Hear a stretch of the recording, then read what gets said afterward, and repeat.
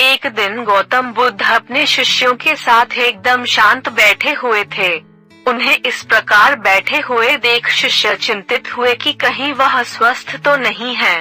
एक शिष्य ने उनसे पूछा कि आज वह मौन क्यों बैठे हैं, क्या शिष्यों से कोई गलती हो गई है?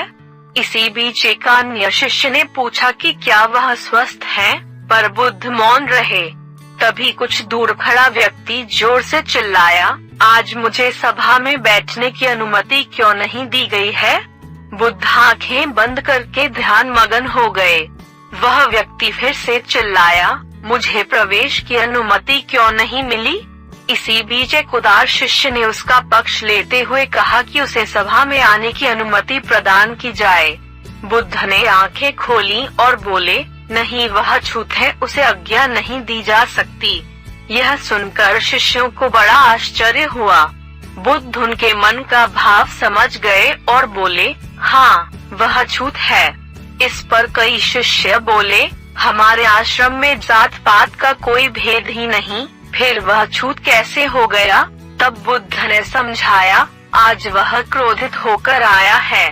क्रोध से जीवन की एकाग्रता भंग होती है। क्रोधी व्यक्ति प्राय मानसिक हिंसा कर बैठता है, इसलिए जब तक वह क्रोध में रहता है तब तक अछूत होता है। इसलिए उसे कुछ समय एकांत में खड़े रहना चाहिए। क्रोधित शिष्य भी बुद्ध की बातें सुन रहा था। पश्चाताप की अग्नि में तपकर वह समझ चुका था कि अहिंसा ही मनुष्य का महान कर्तव्य व परम धर्म है।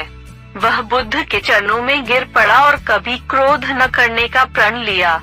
इस कहानी से हमें यह शिक्षा मिलता है कि क्रोध के कारण व्यक्ति अनर्थ कर बैठता है और पश्चाताप उसे बाद में होता है, जिसका कोई लाभ नहीं मिलता। इसलिए हमें क्रोध नहीं करना चाहिए। असल मायने में क्रोधित व्यक्ति अछूत हो जाता है और उसे अकेला छोड़ देना चाहिए। क्रोध करने से तन, मन और धन तीनों की हानि होती है।